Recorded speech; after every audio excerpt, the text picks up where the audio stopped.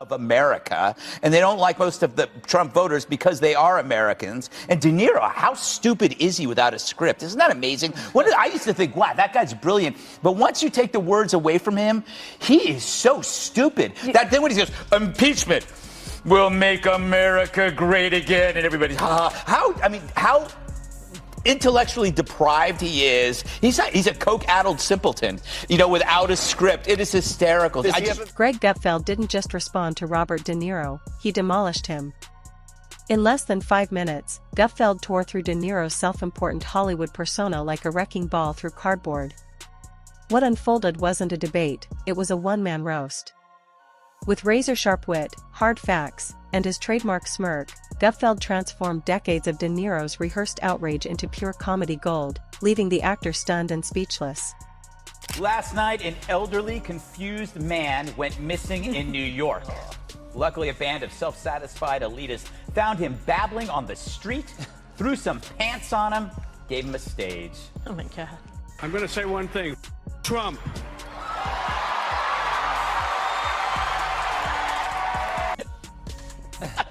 It kills me. Talk about persuasive. Really, I was on the fence about Trump, but then I decided to really listen to one of the great generational leaders of American pop culture. And the clenched fist at the end, that really drove it home. It looked like he was pressing a 2-pound weight in a Jenny Craig commercial. Oh my God. Look at it again. It's so cute. It all began, as it usually does, with Robert De Niro once again auditioning for the role of America's angry conscience. Another interview, another dramatic appearance, another crusty, overacted meltdown that made you wonder whether he's gunning for an Oscar or a spot on the DNC's payroll.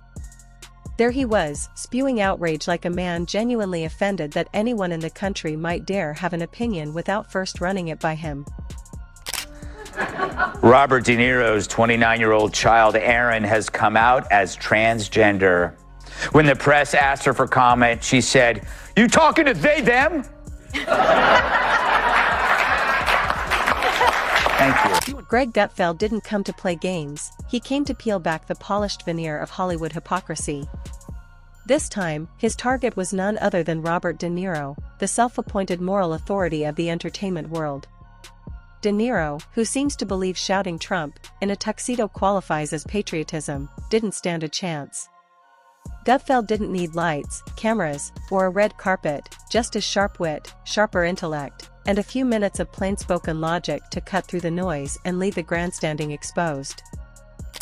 And the star of Dirty Grandpa, Robert De Niro, getting censored by The View after raging like a bull who saw a red MAGA hat. And they might think that it's going to make their life better, or they just want to, excuse my French, literally, it's almost like he wants to do the worst that he could possibly do to show this country.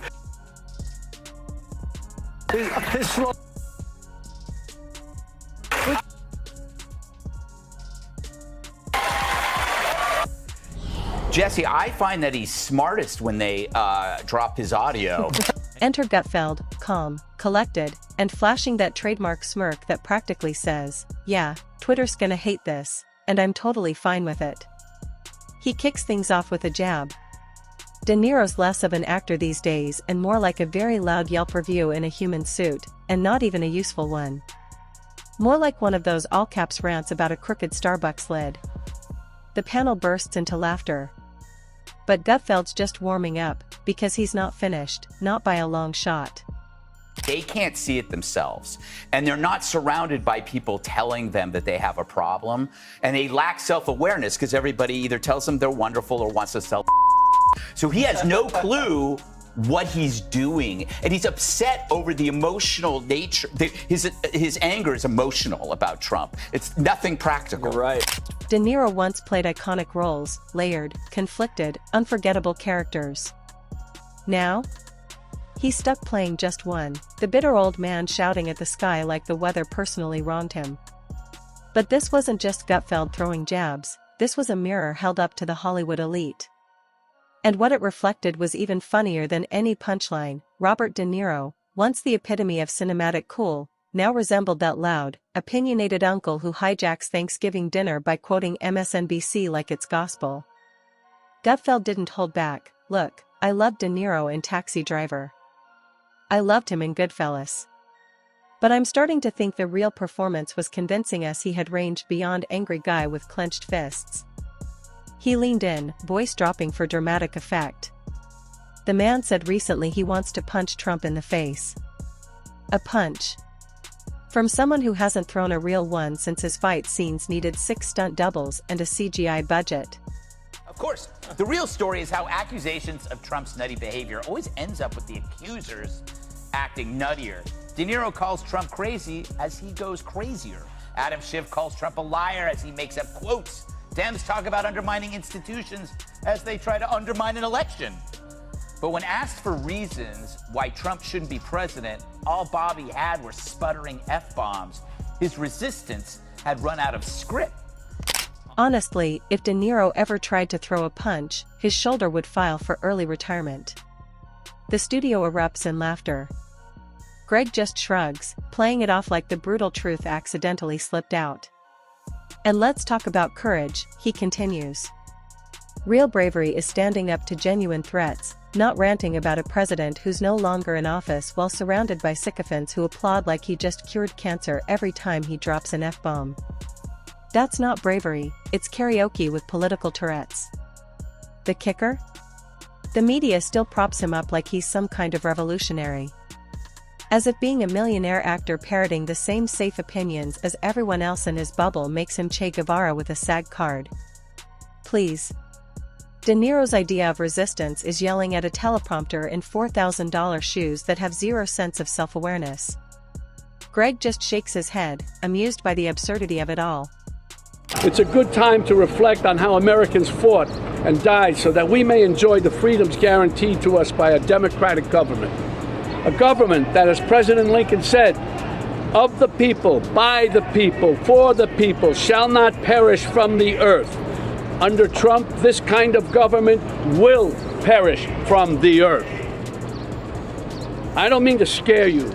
No, wait, maybe I do mean to scare you.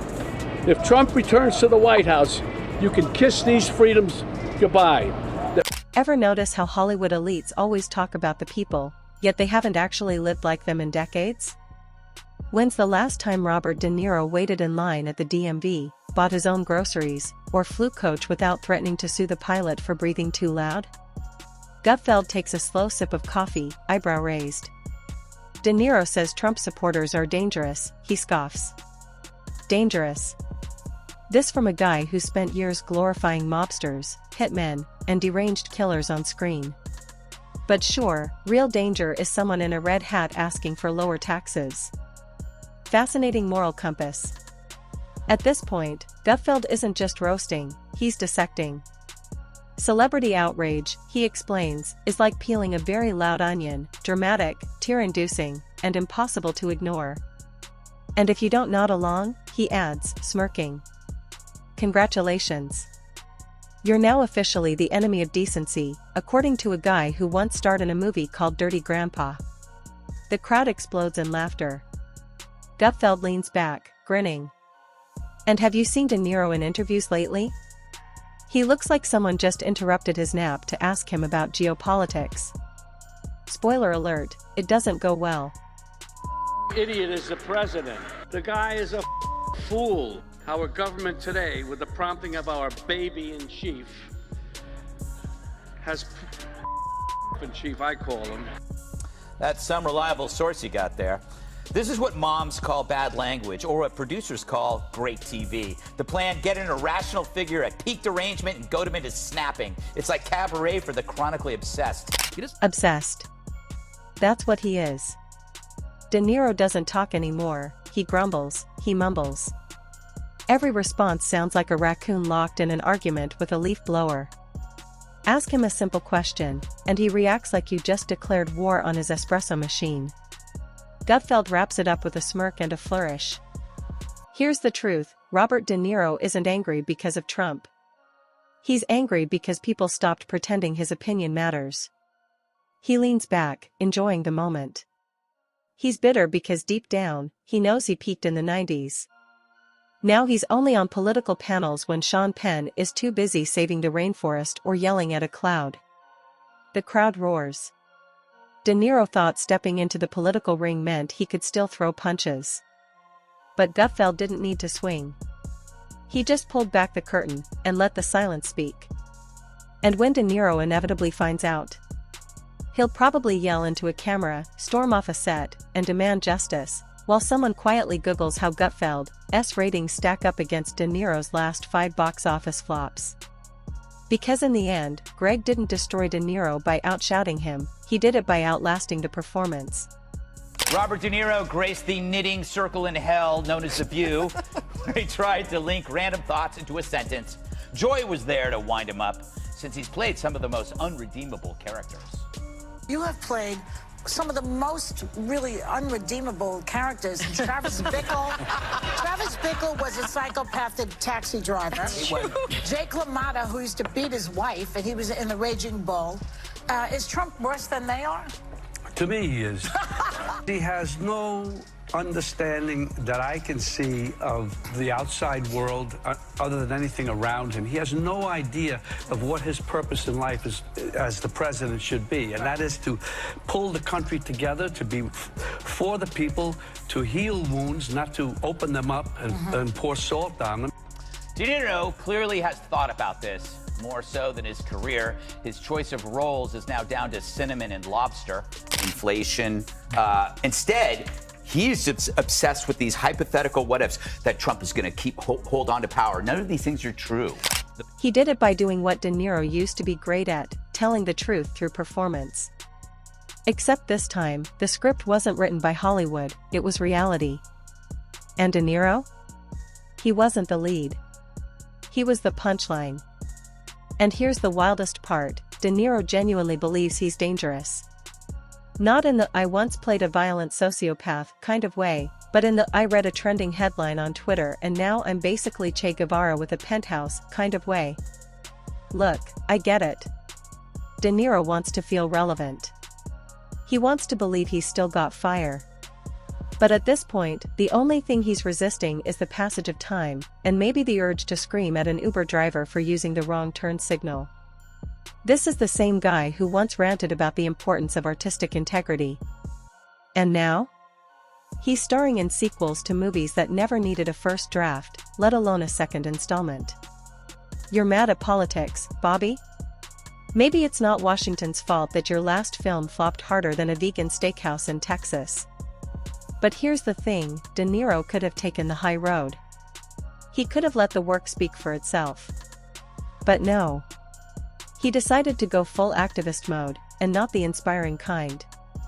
We're talking about the red-faced, podium-pounding, "I hate that guy" style of political commentary that makes you wonder if his teleprompter just reads "insert rage here." And the crowd claps. Of course, they clap. Because clapping is easier than thinking. Meanwhile, Gutfeld sits on his panel, cool as ever. He's not screaming. He's not fuming. He's sipping his coffee like a sniper with punchlines. Here's what no one in Hollywood will admit, he says. De Niro's not edgy. He's not brave. He's not speaking truth to power. He's just another millionaire yelling from a balcony hoping someone still cares. The studio audience eats it up. Why? Because it's true. And in a world drowning in spin, a well-timed truth bomb lands like gold. Gutfeld grins. Imagine thinking you're a rebel because you yelled about Trump in a tuxedo at a black tie gala with $1,000 shrimp cocktails being passed around. That's not rebellion. That's cosplay. And honestly, it's not even good cosplay. De Niro walks onto stages like he's still auditioning for Casino 2, Angry Grandpa Edition. The only mob he's leading now is a group of retired actors still mad that TikTok stars have more followers. But the funniest part? The media still eats it up. They quote his every word like he's delivering wisdom carved on stone tablets. Trump is bad. Yes, Bobby. We heard you. The 47th time. You know what's actually brave in Hollywood these days? Saying you want lower taxes, secure borders, or that maybe, just maybe, celebrities should sit a few rounds out when it comes to politics.